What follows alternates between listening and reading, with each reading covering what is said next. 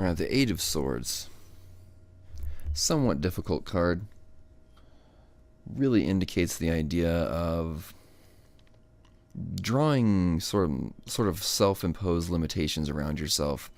Sometimes through, like we talked about in the past card, if you've been following along, where we talked about the Seven of Swords, it had to do with sneaking away with something.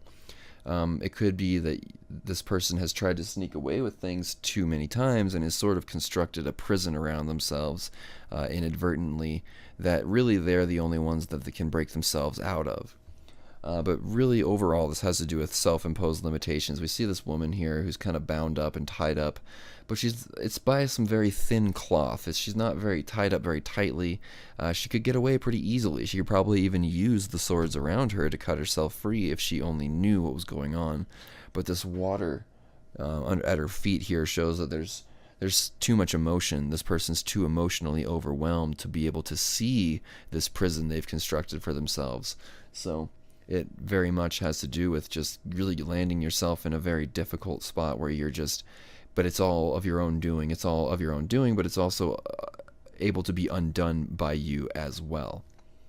So it's not an all negative card. It actually, in a sense, can be very positive because it's indicating that the solution is in your hands and that you can actually solve the problem you're having because you actually created it and put it there.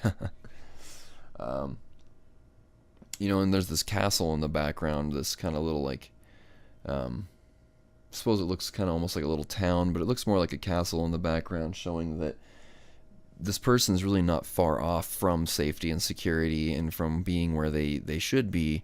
They've just led themselves astray, and as soon as they figure things out and kind of get their emotions straightened out and kind of figure out that they've put themselves here and that they can fix the problem, at that point it becomes somewhat obvious that help is nearby, and that I don't want to say salvation, that doesn't quite sound right, but like security and this castle in the background, it's not far off, it's close by. So that pretty much covers a general overview of this card.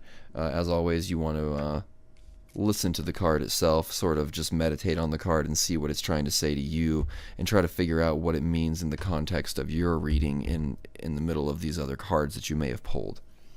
So, again, hope this has been helpful. If you're following along, then I'll see you in the next video. We're going to talk about the Nine of Swords, and I'll see you there.